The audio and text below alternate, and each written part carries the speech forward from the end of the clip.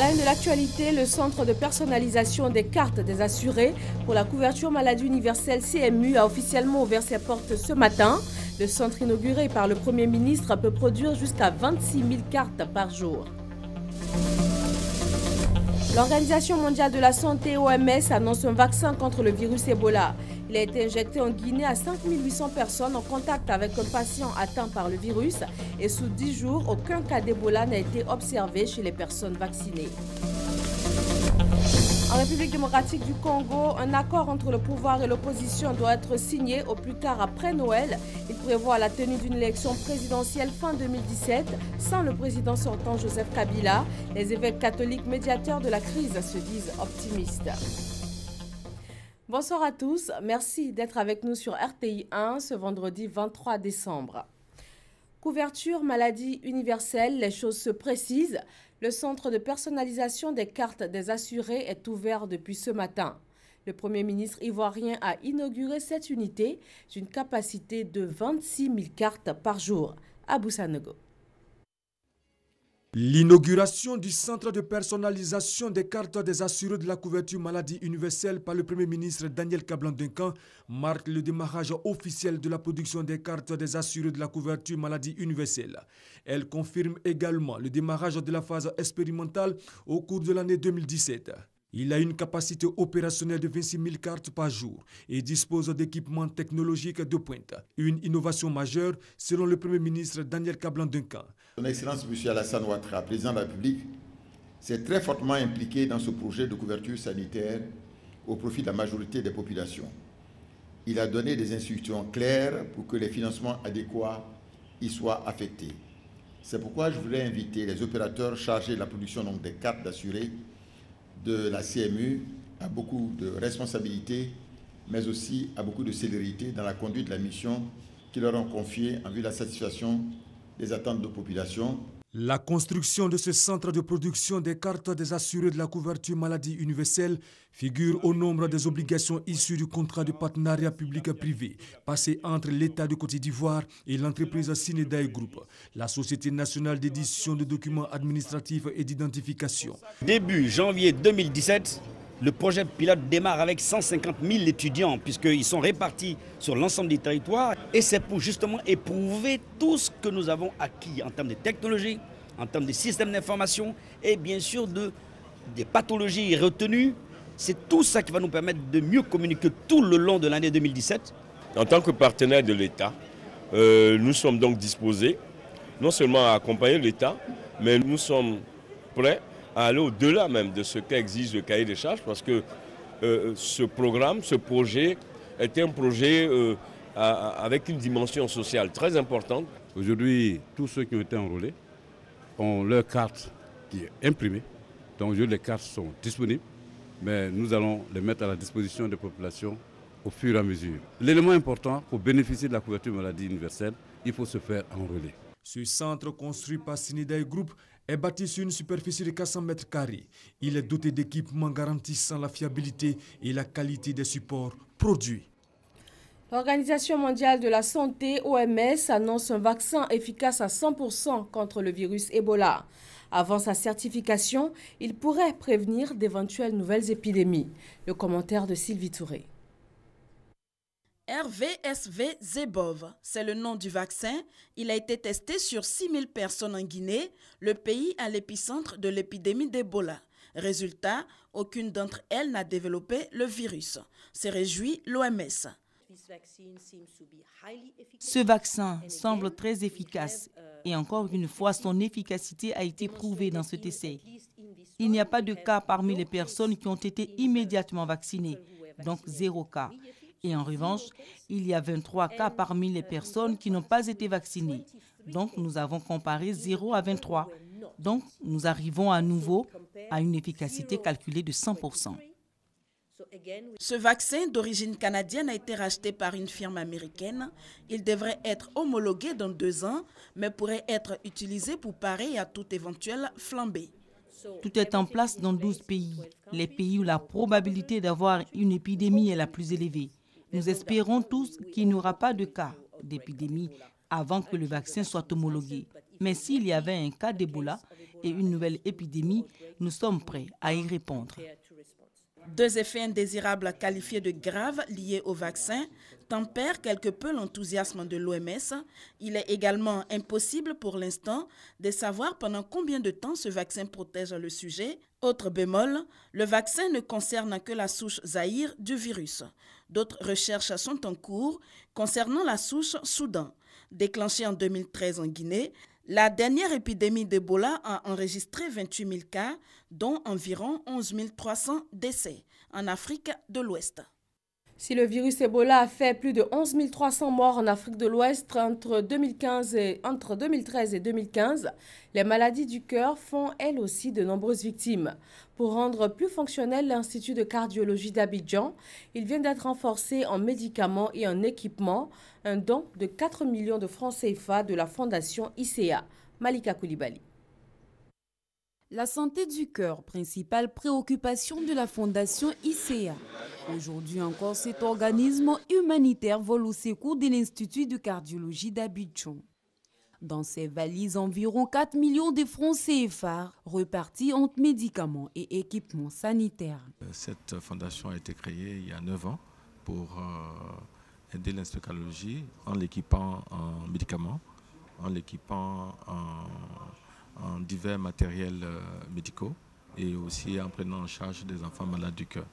Nous faisons aussi beaucoup d'actions de sensibilisation, de prévention et de dépistage. C'est ainsi que chaque année, nous participons aux Journées mondiales du cœur et grâce à ces sensibilisations, nous faisons reculer les maladies du cœur au niveau national. Faire reculer les maladies du cœur. Pour la dite fondation tient aux médicaments, mais aussi aux prises en charge médico-chirurgicales des maladies cardiovasculaires. En plus de ce dont 2 enfants ont été opérés gratuitement. Nous, on avait commencé déjà l'opération lorsque ils nous ont appelés pour dire qu'ils allaient s'en occuper. La petite a été opérée grâce à la fondation. En tout cas, je suis contente parce que vraiment avec le coût et tout. Grâce à la fondation, ma fille a été opérée. Je suis très contente parce que maintenant elle va bien. Depuis 9 ans qu'elle existe, ce sont un peu plus de 280 millions de francs CFA que la fondation ICA a engagé avec l'aide de ses partenaires dans la santé du cœur en Côte d'Ivoire. Les présents dons ont été financés avec un établissement bancaire de la place. Nous sommes à la veille du réveillon de Noël et à une semaine de la fin de l'année. En cette période de fête, l'Office national de sécurité routière sensibilise pour une fin d'année sans accident. Les usagers de la route, automobilistes et piétons sont exhortés à la prudence et surtout au respect du code de la route. Franck Adio. Les fêtes de fin d'année, le plus souvent période noire propice aux accidents de la circulation. Illustration, 6 000 accidents de la circulation chaque année selon l'Office national de sécurité routière OSER, des accidents qui occasionnent environ 600 morts et quelques 13 700 blessés annuellement, avec des pertes économiques chiffrées à 6 milliards de francs CFA. Plusieurs facteurs sont à l'origine de cette insécurité routière, notamment l'alcool et la communication au volant, l'excès de vitesse, les chargements abusifs ainsi que les pneus usés. Nous savons tous que quand on va doucement et qu'on fait un accident, en général l'accident, les conséquences ne sont pas graves. Mais plus vous allez vite, plus les conséquences de l'accident deviennent de plus en plus graves. Pour lutter contre le fléau, la Mutuelle générale des chauffeurs professionnels de la CEDEAO, en collaboration avec l'OSER, sillonne les gares routières pour sensibiliser les acteurs du transport. Il s'agit de permettre aux Ivoiriens de passer de bonnes fêtes de fin d'année. Nous disons à tous les chauffeurs d'aller doucement, de préserver la vie humaine. Quand on va doucement, c'est sûr que nous allons arriver. À mes amis chauffeurs, comprimés, sachets, sont des substances qui ne sont pas bonnes. Ça mélange tout dans ta tête. Dénommé Caravane Zéro Accident, cette deuxième édition a pour thème prudence et respect du code de la route pour des fêtes sans accident. La Mutuelle générale des chauffeurs professionnels de la CEDEAO et l'OSER entendent parcourir tout le territoire afin d'exhorter les acteurs du transport à adopter un comportement responsable et citoyen. La nuit du 24 décembre rime pour de nombreux enfants avec la venue du Père Noël et bien sûr avec les cadeaux qu'il apporte. Mais au fil des années, certains enfants y croient de moins en moins. Des parents préfèrent amener les enfants faire les magasins, histoire de leur permettre de choisir eux-mêmes le cadeau de leur choix. Et d'autres entretiennent par contre le mystère jusqu'à Noël. Tout compte fait, chacun a sa propre méthode. Grâce Kando. C'est bientôt la fête de Noël, une période où les enfants sont comblés de cadeaux. Chaque parent s'affaire dans les magasins et autres lieux de vente. Rosine est à la recherche d'un jouet, un présent qu'elle compte offrir à son fils de 6 ans pendant la fête de Noël. Dans la nuit du 24 au 25 à 5 h du matin, tu fais l'effort de te réveiller pendant que l'enfant dort et de déposer le cadeau au chevet de son lit. Et quand il va se réveiller, il va constater. Et quand il va venir te demander, tu lui dis c'est le Père Noël qui t'a envoyé. L'enfant est tout content. Le Père Noël, un personnage qui vient d'un autre monde pour offrir des cadeaux aux enfants. La magie du Père Noël, une histoire qui se transmet de génération en génération. Le Père Noël va envoyer mon cadeau. Le 25, le jour où Papa Noël m'a donné le vélo. Mais le Père Noël qui descend du ciel avec des cadeaux, beaucoup n'y croient plus. Les enfants d'aujourd'hui, c'est les enfants des NTIC, donc ils savent déjà que le Père Noël n'existe pas et tout ça.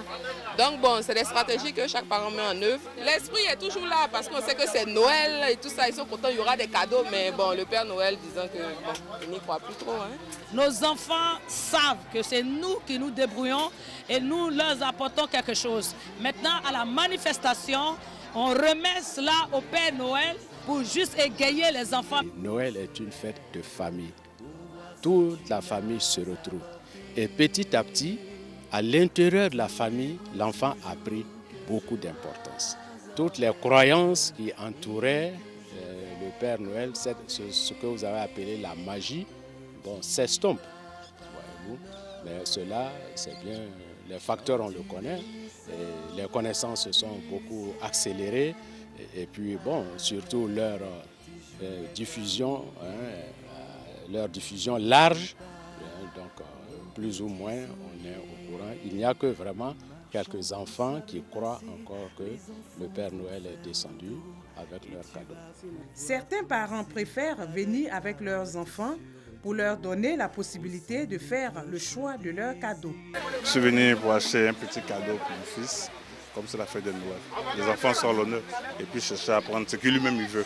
À quelques jours de la célébration de la fête de Noël, les magasins de cadeaux ne désemplissent pas. Chacun veut donner un peu de sourire à sa progéniture. Les jouets, il y en a à profusion sur le marché et de tout genre. Mais quel type de cadeaux offrir? Il va de soi que donner tout ce qui est armes aux enfants n'est pas recommandé parce que déjà on voit trop de violence sur les médias.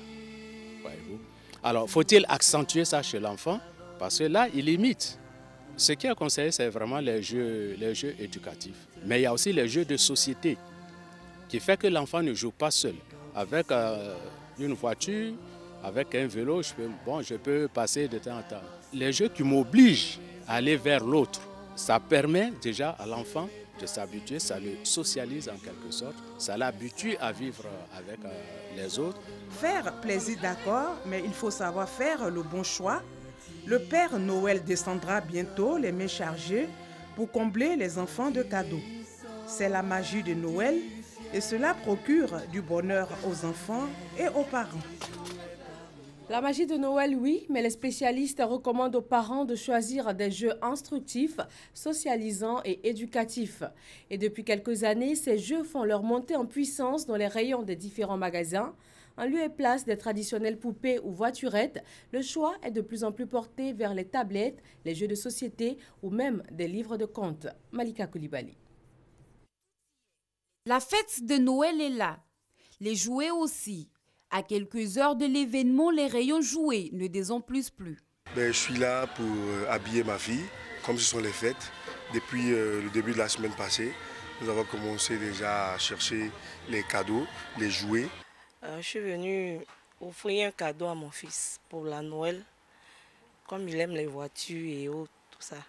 Pour les enfants de tout âge, poupées, vélos, dinettes, presque tout y est. Les dispositions ont été prises pour satisfaire tous les goûts. On voit que cette année, à l'occasion de Noël, les poupées ça marche, les vélos, les tricycles, en fait, et les poupées aussi. Les articles, il y en a tous les jouets. Il n'y a pas de rupture actuellement en stock. Moment de gaieté et de rêve. Et en matière de gadgets et de jouets, le rêve n'exclut pas l'utile. On pourrait faire maintenant, c'est les jeux éducatifs en fait. En même temps que l'enfant joue, il apprend en même temps. Parce qu'on sait qu'aujourd'hui à l'école, c'est pas facile. Donc, on a essayé, on a des exemples ici, des jeux éducatifs selon les âges. Le jeu s'appelle le défi des connaissances juniors. C'est à but éducatif, c'est pour permettre à l'enfant de maîtriser les b.a.-ba, soit de l'alphabet, des nombres, des chiffres. Et oui, depuis quelques années aussi en Côte d'Ivoire, les tablettes pour enfants et autres jeux dits éducatifs sont de plus en plus en vogue. J'ai choisi ce jeu parce que d'abord, c'est ce que ma fille m'a demandé. Et puis aussi, je l'ai accepté parce que ça va l'aider à développer son intelligence. Et ça va l'aider à s'habituer dès son jeune âge à l'outil informatique. Parce que le 21e, comme vous le savez, hein, quelqu'un qui ne maîtrise pas l'outil informatique, il est comme un analphabète. Parce qu'ici aujourd'hui pour prendre une tablette pour ma fille, pour que ça puisse l'aider encore à développer son sens. Hein, parce que là aujourd'hui elle m'a fait plaisir, elle a été première de sa classe à l'âge de 6 ans en classe de CE1. Les prix ne sont pas toujours accessibles à toutes les bourses, mais l'importance en vaut la chandelle.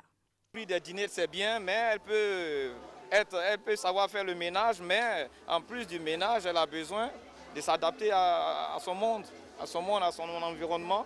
À l'approche de ces fêtes, les activités tournent autour de ça.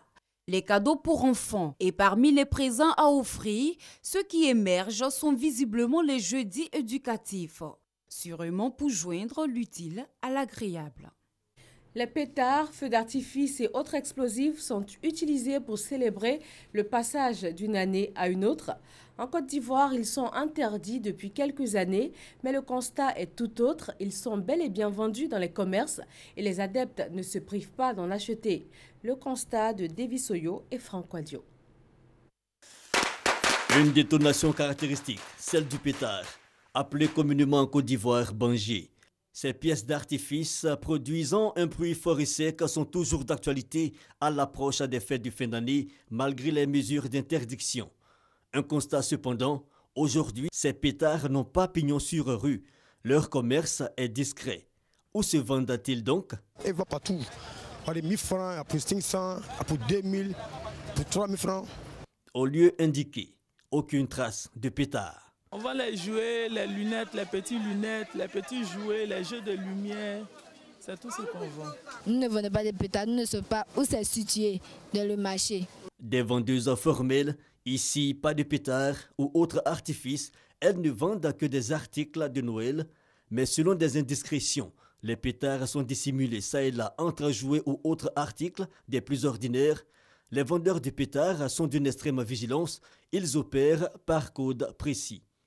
L'utilisation de pétards est en elle-même moyennement appréciée par les populations. Ça traumatise en tout cas. Il y a des gens qui ont des crises cardiaques, ça peut aggraver les maladies. Puis même les conduire à la mort même. Même les enfants, même, ça les traumatise, ça traumatise les parents dans notre quartier. Une nuit là, nous on a pensé que c'était les voleurs, les bandits, oh c'était les bangers. Donc vraiment, si on pouvait faire quelque chose pour ne pas utiliser les bangers, ça pourrait réduire les parents. Pour rappel, notons qu'en période de fête, l'utilisation de pétards est interdite par la loi. Un arrêté du ministère de l'Intérieur existe depuis 2015. Appel à la vigilance donc, l'usage abusif de pétards ayant causé bien de traumatismes, surtout après les événements post-crise vécus en Côte d'Ivoire. À ce sujet, le ministère de l'Intérieur et de la Sécurité rappelle que l'usage de pétards, de feux d'artifice et autres substances explosives du genre est interdit sur toute l'étendue du territoire national, sauf dérogation accordée par décision du ministre d'État, ministre de l'Intérieur et de la Sécurité. Les contrevenants aux dispositions du présent arrêté s'exposent aux sanctions prévues par la loi et règlements en vigueur. À une semaine de la fin de l'année, de nombreuses familles préparent l'événement dans la joie. D'autres, moins chanceuses, manquent de moyens financiers pour illuminer ces jours de fête. Le chef de l'État ivoirien a décidé de leur apporter son soutien. Des familles défavorisées de différentes communes du district d'Abidjan reçoivent des kits alimentaires gratuits d'une valeur totale de 700 millions de nos francs. Adama Kone. Fidèle à ses habitudes, le président de la République, Alassane Ouattara, vient de manifester encore cette année sa générosité envers les familles défavorisées du district d'Abidjan. Un geste qui pèse 700 millions de francs CFA. L'opération de distribution a été confiée au gouverneur du district d'Abidjan. Le président, en décidant que nous menions ces actions pour la population, veut partager avec la population sa confiance totale en Dieu. Voilà un peu le sens de cette rencontre de fraternité, d'amitié, de partage. De la viande de bœuf, du poulet, du riz, de l'huile, de la tomate, du sel. Les ingrédients sont réunis dans un kit alimentaire pour des fêtes de fin d'année réussies. Par ces dons, nous voulons vraiment dire merci à Monsieur le Président de la République qui chaque jour pense au bien-être des Ivoiriens, que ce soit par les routes, que ce soit par l'école, que ce soit par ces dons que nous avons. Parce que si tu n'as pas le sens de la charité, tu ne peux pas le faire. 122 villages, campements et hameaux des 13 communes du district seront servis pour une fin d'année en toute sécurité alimentaire. Direction la grande chancellerie de Côte d'Ivoire. Pour une fois, il ne s'agit pas de décoration, mais de cadeaux de Noël. La grande chancelière a été, le temps d'une journée, entourée d'une centaine d'enfants dans les locaux de l'institution. David Soyo et Franco Adio. La magie de Noël s'est opérée à la grande chancellerie pour le bonheur des tout-petits. Moment de partage et de gaieté entre Aboudchou et parents. Plus de 100 enfants reçoivent des cadeaux des mains de la grande chancelière. Je veux des pompons pour faire des bracelets. Je suis contente d'être à Noël. J'ai reçu 3 cadeaux. Papa Noël m'a donné 3 cadeaux. Un moment unique qui a tout son sens selon la grande chancelière, Mère Noël du jour. La Noël, c'est une fête de pardon, de prière et de solidarité. Prestations de clowns, des majorettes, de la danse, des jeux d'hiver, de quoi procurer aux enfants encore plus la magie de Noël. Le monde a célébré le 20 décembre dernier la journée internationale de la solidarité humaine. À cette occasion, les populations de Dania, dans le département de Vavois, zone centre-ouest de la Côte d'Ivoire, ont reçu des visites particulières. Celle de la ministre de la Solidarité, de la Cohésion sociale et de l'indemnisation des victimes et de la représentante spéciale du secrétaire général des Nations Unies en Côte d'Ivoire, Thomas Guessambi. Lors de leur dernière visite dans la sous-préfecture de Dania, département de Vavois, la ministre de la Solidarité, de la Cohésion sociale et de l'indemnisation des victimes, Maria Topone, et la représentante spéciale du secrétaire général des Nations Unies en Côte d'Ivoire, Aïchatou Mendaoudou, avaient annoncé l'indemnisation des victimes de cette localité. Aujourd'hui, ces choses faites, 25 victimes et les ayants droit des personnes décédées viennent de recevoir des chèques liés à leur indemnisation. Aucune victime ne sera laissée sur le chemin, tout le monde va recevoir réparation. Je suis donc certaine, pour les personnes qui sont retardataires, ou pour les personnes qui ont été trompées, à qui on disait ne vous inscrivez pas parce que les réparations ne sont pas une réalité. Vous voyez que c'est concret. Chacun reçoit réparation. La représentante spéciale du secrétaire général des Nations Unies en Côte d'Ivoire y a procédé à l'inauguration de plusieurs projets à impact rapide d'un montant de plus de 80 millions de francs CFA. Ces projets prennent en compte la réhabilitation de plusieurs pompes hydrauliques, d'écoles primaires ainsi que d'équipements de centres de santé. Je voudrais vous exhorter à mettre en avant l'intérêt général, car c'est seulement et seulement dans une communauté dans laquelle règne la cohésion sociale et la paix que le développement peut arriver. Dania a été le théâtre de plusieurs affrontements liés au conflit foncier. Aujourd'hui, cette page de Dania est désormais tournée et de telles initiatives visent à consolider davantage la cohésion sociale. Le Conseil économique et social veut adopter un plan stratégique pour le développement de ses activités. Selon le président de l'institution, au-delà d'exécuter des missions suscitées par le gouvernement, le Conseil veut désormais être proche des populations et surtout traduire leurs préoccupations aux autorités compétentes. Gabriel Zani. Une veille stratégique pour mieux conseiller le gouvernement, pour proposer des solutions pertinentes en cas de saisine du Conseil économique, social, environnemental et culturel CESEC. Le président du CESEC, Charles Kofi Dibi, et ses conseillers, dans leur quasi-totalité, se sont réunis en vue d'adopter un plan stratégique axé sur une approche inclusive et solidaire. Le Conseil économique doit être proche des populations, proche des demandes de l'État. Dans cette perspective, le Conseil économique et social, environnemental et culturel va chaque année répondre à des préoccupations par le biais d'études pour les décideurs, pour le gouvernement, sur des points bien précis qui intéressent la population en vue de produire un rapport annuel sur l'état de la Côte d'Ivoire. Un intérêt qui se justifie au regard de l'ambition affichée par le gouvernement pour ce deuxième quinquennat. Prendre en compte les préoccupations des Ivoiriens pour un développement inclusif. Le plan stratégique du CESEC s'étend sur 4 ans. Le premier axe, c'est de repositionner l'institution au plan national et au plan international. Le deuxième point, c'est de rentrer dans une gouvernance encore plus importante. Le troisième point, c'est l'homme, le renforcement des capacités des conseils économiques et sociaux. Le quatrième point, c'est de former des thématiques, construire des thématiques pour les populations, pour le gouvernement, afin d'être proche de leurs problèmes, afin de donner chaque fois des solutions réalistes et pratiques sur ce qui nous intéresse et ce qui intéresse nos mandants et la population. Le plan stratégique de développement 2016-2020 du CESEC est un instrument de mise en œuvre d'une nouvelle méthode managériale voulue par Charles Kofi Dibi qui dirige l'institution depuis 6 mois. L'évaluation périodique des actions du plan permettra de mesurer les efforts accomplis et de consolider les acquis.